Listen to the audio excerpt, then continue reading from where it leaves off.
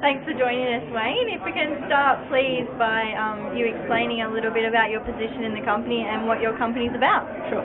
Sorry, I'll just hold that. I work for Crazy Johns, and I'm the head of strategic development for Crazy Johns. Prior to this, when we first engaged Live in Australia, we were part of another company called Petona, which was subsequently acquired by Crazy Johns. And we were responsible for helping Crazy Johns build their systems and networks in the background. So at what stage did you decide to employ somebody from overseas?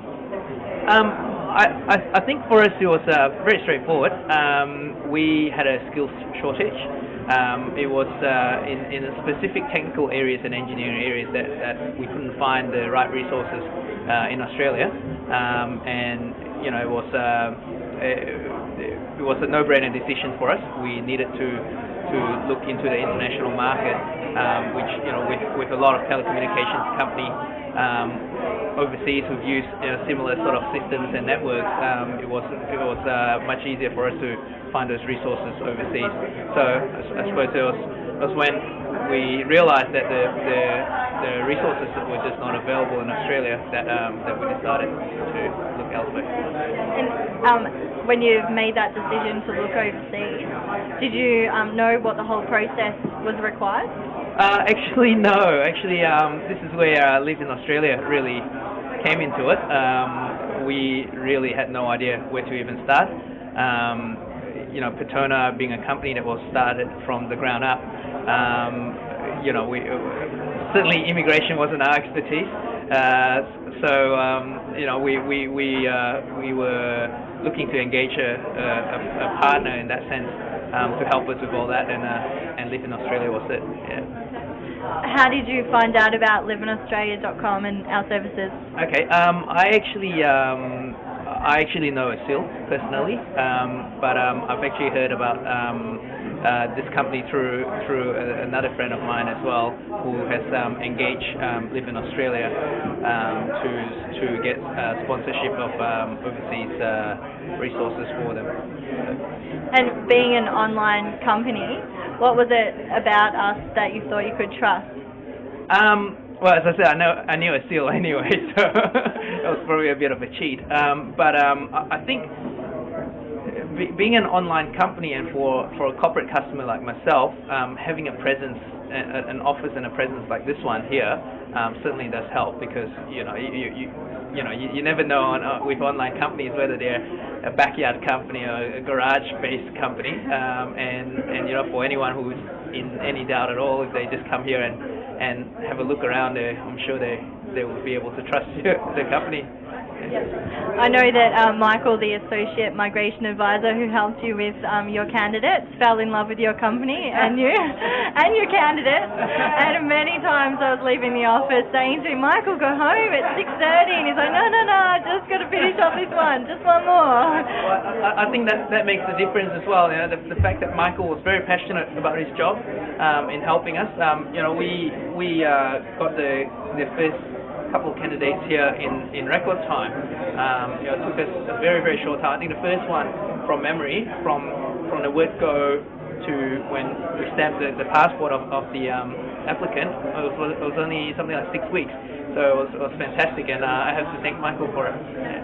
And do you feel like the candidate felt well assured as well and knew every step of the way what was going on with the application and how he's best put into the door with your company? I think, that's the answer is yes, and I think that's another part of your service, the Live in Australia service, which was very good from the perspective that not only was I kept informed at all times, Michael and Live in Australia made sure that our candidates were across what was happening, with constant emails, phone calls, etc., etc. And at various times when the candidates had a question, Live in Australia was always there to help. So would you recommend liveinaustralia.com services to other corporate businesses who are struggling with the skill shortage at the moment? Absolutely. I think you guys are providing a service here that most corporates out there who use your service know nothing about. Even corporates with HR departments, sponsorship is not an area that they will specialize in. So absolutely, and you guys do very well. So congratulations on that. Thank you. Just a last question as well. Sponsoring people, I think companies sometimes can be a little bit scared because they feel like they're taking a big risk on bringing someone from overseas that they can't necessarily see and interview face to face like this.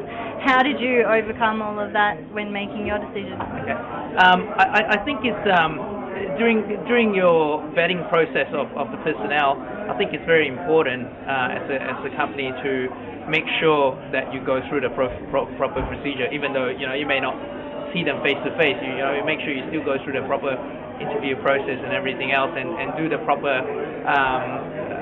reference checks, if you like. For us it was simple because the candidates that we hired are from big global companies. From Nokia Siemens Networks, from Logica CMG, and all these various big international companies. But for others out there who are looking for staff, who may not be part of these large international organizations, I think it's important that they go through the proper vetting process just to make sure that they're comfortable themselves. Well, thank you very much for your time here, and thanks for coming to our office lodge. Pleasure, Lauren. Thank you.